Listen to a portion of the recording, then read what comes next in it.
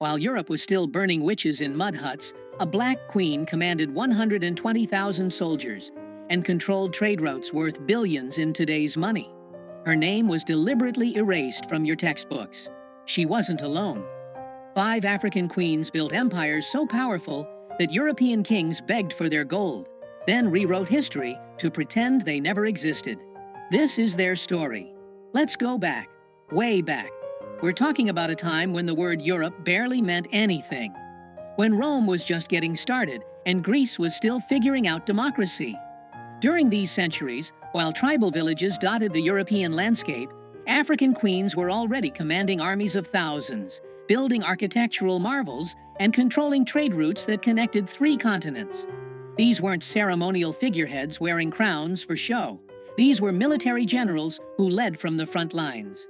Economic masterminds who controlled resources that made kingdoms rich beyond measure. Builders of civilizations so advanced that when Europeans finally arrived centuries later, they literally couldn't believe black people had created them. But here's the thing they don't teach you in school. Here's the part that gets conveniently left out of every history textbook you've ever opened. European colonizers didn't just conquer Africa. They waged a war on African memory itself. They systematically destroyed libraries, burned ancient texts, melted down golden artifacts, and demolished temples. They renamed cities, redrew maps, and when they found archaeological evidence they couldn't destroy, they simply lied about who built it. They claimed Egyptians weren't really African. They said Nubians were actually more Middle Eastern.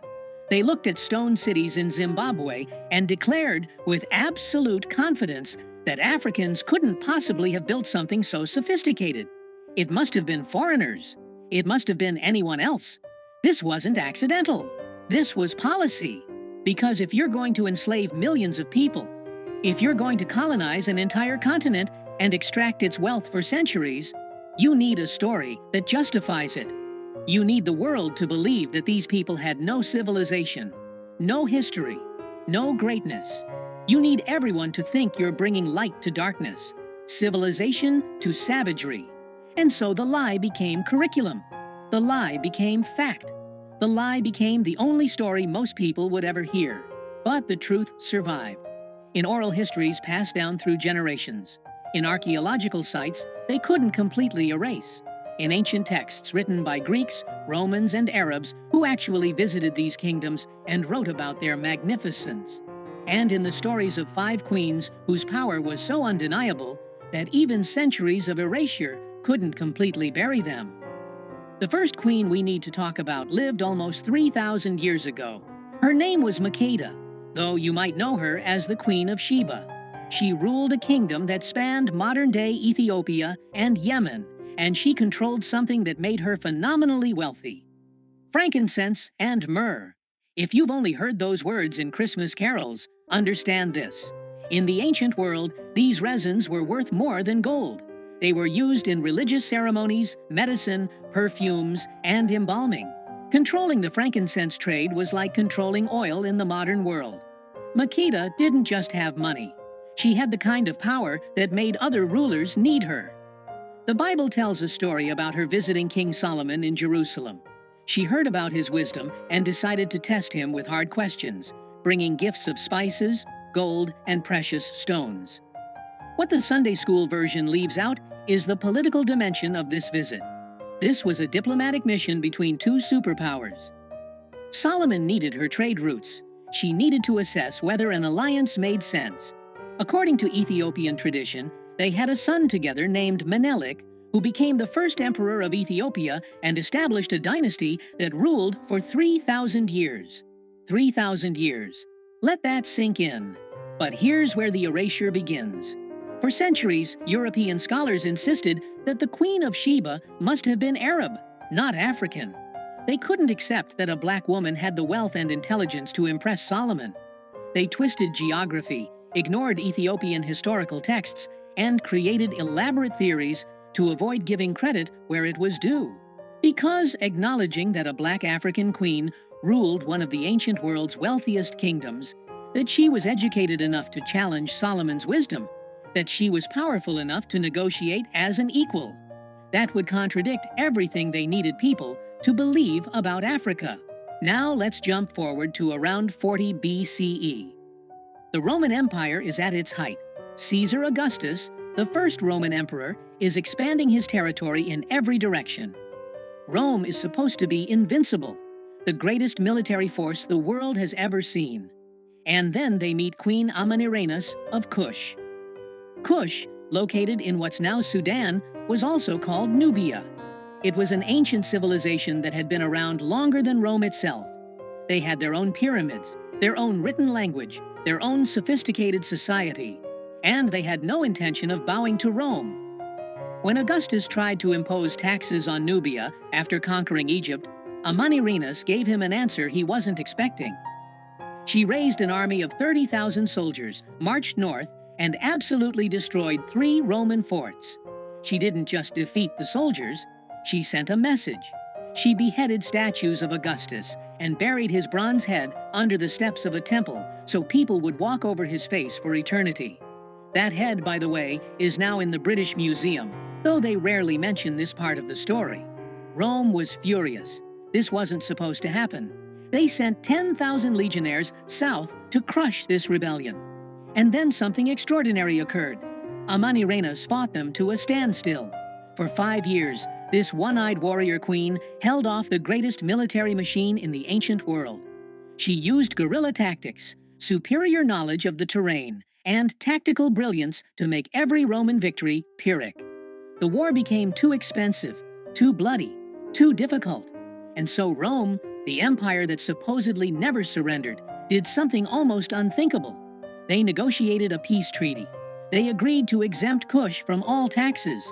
They pulled their troops back and let Amanirenas keep her kingdom independent. Think about that for a second. A black African queen defeated the Roman Empire. Not in legend, not in myth, but in documented historical fact. Roman historians wrote about it. Archaeological evidence confirms it. And yet, how many people have ever heard of Amanirenas? How many history classes teach that Rome lost a war to a Nubian queen? The story gets buried in footnotes, while Roman victories over barbarians fill entire chapters. Because acknowledging that a black woman outmaneuvered and defeated Roman generals disrupts the entire narrative of Western superiority. Fast forward about 1,600 years to the Kingdom of Ndongo in what's now Angola. The year is 1624, and the Portuguese have arrived in force. They're not exploring. They're not trading as equals. They're hunting for slaves to fuel the transatlantic trade that will devastate Africa for centuries. And they've just met someone who will make their lives absolutely miserable for the next 30 years. Her name is Nzinga Mbande. Nzinga was born into royalty, but she had to fight for every ounce of respect in a world determined to deny it to her. When she first met with the Portuguese governor as her brother's ambassador, they deliberately didn't provide her with a chair. It was a power move, meant to force her to stand or sit on the floor while the governor sat elevated. Nzinga refused to accept the disrespect. She gestured to one of her servants, who immediately got on hands and knees, and she sat on her servant's back as if it were a throne. She negotiated the entire treaty from that position, making it clear that she would not be looked down upon. When her brother died under suspicious circumstances and she took the throne, the Portuguese thought they could manipulate or intimidate her. They were catastrophically wrong, and Nzinga proved to be a military genius who understood something the Portuguese didn't expect from an African ruler. She understood European politics. She played the Portuguese off against the Dutch. She converted to Christianity when it was politically useful, then renounced it when it wasn't. She offered sanctuary to escaped slaves and runaway soldiers, building her army with people who had every reason to hate the Portuguese. She used guerrilla warfare, scorched earth tactics, and hit-and-run attacks that left Portuguese forces constantly off balance. For 30 years, she held them off. 3 decades of warfare where the Portuguese threw everything they had at her and couldn't break her. She personally led troops into battle well into her 60s. She negotiated treaties, broke them when necessary, and refused every attempt to make her submit. When she died at age 80, she died undefeated. having freed thousands of enslaved Africans and having prevented the Portuguese from fully conquering her kingdom during her lifetime. And how did history remember her? Portuguese records called her a witch, a savage, a demon. They couldn't admit that they'd been fought to a standstill by a black woman, so they demonized her instead. For centuries, her story was either erased or twisted into propaganda about African barbarism. Only recently have historians begun to recognize her for what she actually was, one of the greatest military and political minds of her era, fighting a desperate war against an enemy that wanted to enslave her entire people. But let's go back even further, because we need to talk about a title rather than a single person. In the kingdom of Kush, there was a word, Kandak. In Greek, it became Candace. It meant queen, but not just any queen. It meant a warrior queen who ruled independently, who commanded armies, who made her own decisions without a king telling her what to do. Between about 300 BCE and 300 CE, multiple Kandaks ruled Kush, and their reputations were so formidable that conquerors thought twice before invading. When Alexander the Great was sweeping across the known world, conquering everything in his path, he reached the borders of Nubia and stopped. Ancient sources suggest he heard about the Kandaks and their military prowess, and decided the fight wasn't worth it. Think about that. Alexander, who conquered from Greece to India, who defeated the Persian Empire, who was called the Great precisely because he seemed unstoppable, looked at Nubia and said, "No thank you." The warrior queens of Kush had a reputation that made even Alexander hesitate. These queens built pyramids. Yes, Sudan has more pyramids than Egypt, though most people don't know that because those pyramids don't fit the narrative about African civilization. They commanded armies, controlled trade routes, minted their own currency with their faces on the coins. They corresponded with other rulers as equals. The Bible mentions a Kandake in the book of Acts, though her power and position are reduced to a mere footnote in most interpretations. These were women with absolute authority in a world where Greece and Rome insisted only men could rule. And yet their existence has been minimized, footnoted, or erased from popular history. Now let's talk about Queen Amina of Zazzau, who ruled in what's now northern Nigeria from about 1533 to 1610. Amina came to power in the Hausa Kingdom at a time when the trans-Saharan trade routes were the highways of African commerce. Salt, gold, ivory, and enslaved people moved along these routes, making whoever controlled them extraordinarily wealthy.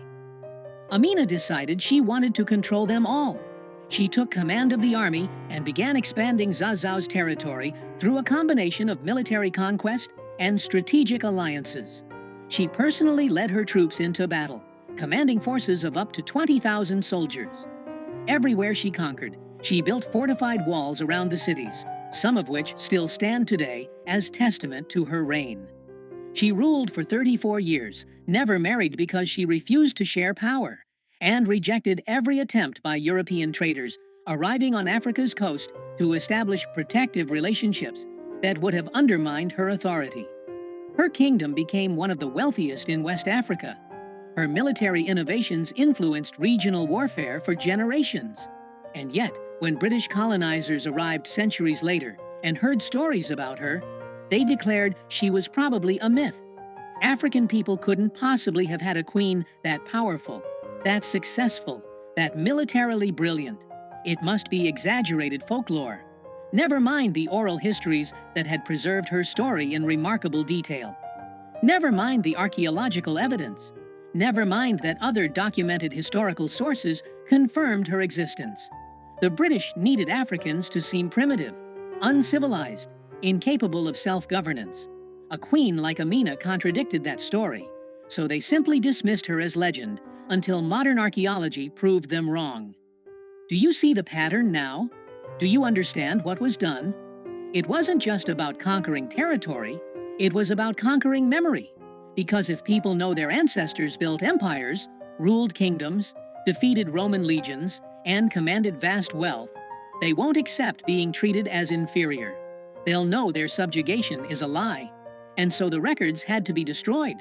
The libraries of Timbuktu, containing hundreds of thousands of manuscripts documenting African history, science, and literature were burned. The gold artifacts that proved African metallurgical sophistication were melted down. The stone buildings were attributed to anyone except the Africans who actually built them. And the powerful women who ruled were either erased entirely or reduced to footnotes, their power stripped away, their accomplishments minimized. The lie they told was simple. Africa had no civilization before Europe arrived. Africans had no history worth teaching. Black people built nothing, invented nothing, ruled nothing. Everything good in Africa must have come from outside. This lie justified slavery, because how could it be wrong to enslave people who had never achieved anything on their own? This lie justified colonization, because Europeans were supposedly bringing civilization to darkness. This lie justified theft, because the resources of Africa belonged to whoever was sophisticated enough to extract them, and Africans supposedly weren't. But here's the truth they tried to bury. When Europeans finally reached West Africa in the 1400s, they found cities that dazzled them. They found the Mali Empire with a GDP that dwarfed medieval Europe. They found Timbuktu with universities older than Oxford, where scholars studied mathematics, astronomy, law, and medicine. They found Benin with bronze casting so technically advanced that Europeans couldn't figure out how it was done and assumed it must have been imported. They found Great Zimbabwe with stone architecture so sophisticated that colonizers spent decades insisting Phoenicians or Arabs must have built it, because accepting that Africans created it was ideologically impossible. They found Mansa Musa, a black emperor who went on Hajj to Mecca and gave away so much gold along the way that he crashed the Mediterranean economy for years. He was literally too rich for the economic systems of his time to handle. He built libraries, universities, and mosques. He turned Timbuktu into an intellectual center of the Islamic world. And he did all of this while ruling an empire larger than Western Europe.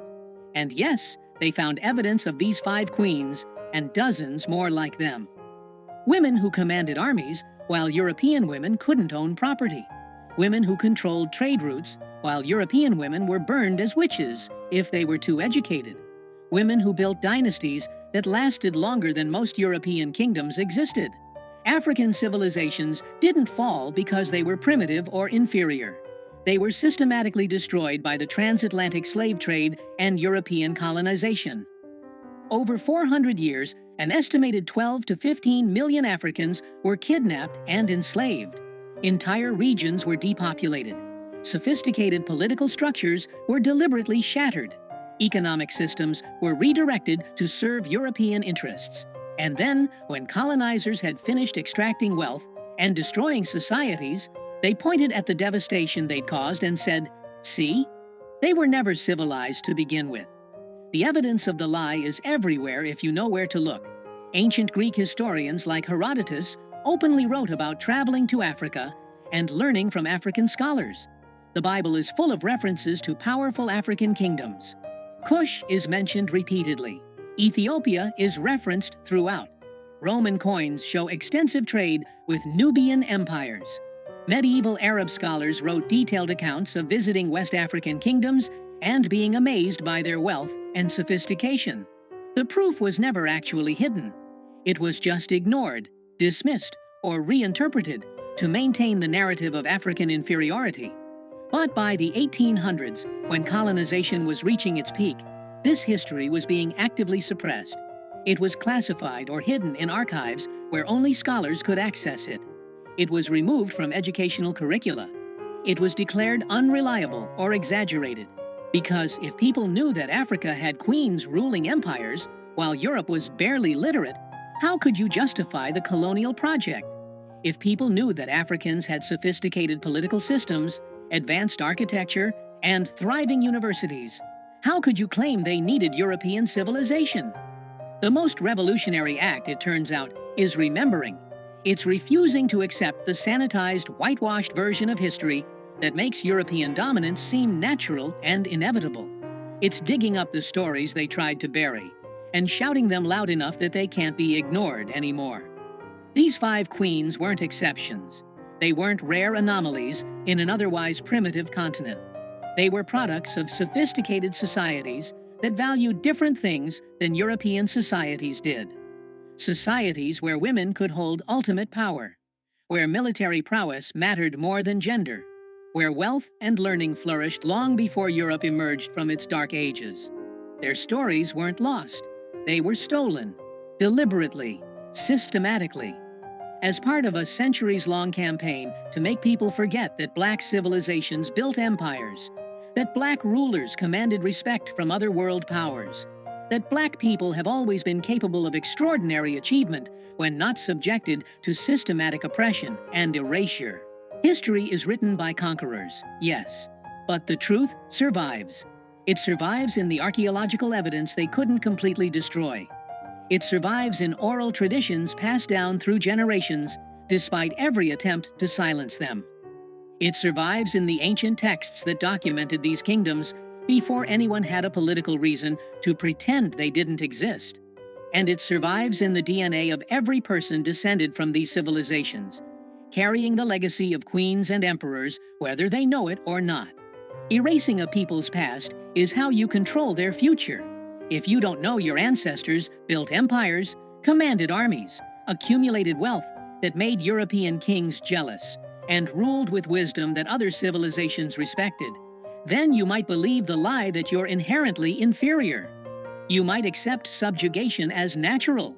You might not fight for the power that is your birthright, but resistance is black history. From Amanirenas defeating Rome to Nzinga fighting Portuguese colonizers, from the Kandakes building pyramids to Amina expanding kingdoms, every generation has fought erasure. Every generation has refused to disappear. Every generation has preserved some piece of the truth and passed it forward. Your textbooks lied. These queens ruled the world before Europe even knew that world existed.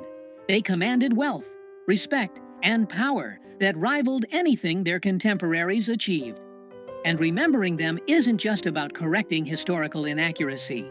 It's about understanding that the current world order, where European and European-descended powers dominate, isn't natural or inevitable. It's the result of specific historical processes of violence, theft, and erasure. It's a construct that can be challenged and changed. Because the most dangerous thing you can do to a system built on lies is tell the truth. The truth that Africa had civilizations when Europe had villages. The truth that black women ruled empires with authority that made men bow. The truth that African achievement was systematically erased to justify centuries of exploitation. The truth that we carry the legacy of queens, remember their names, tell their stories, refuse to let them be forgotten again. Because they didn't fight their wars, build their empires, and rule their kingdoms so that their descendants would believe the lies of their conquerors. They did it so we would know, so we would remember, so we would understand that greatness is our inheritance, no matter how many centuries of propaganda say otherwise.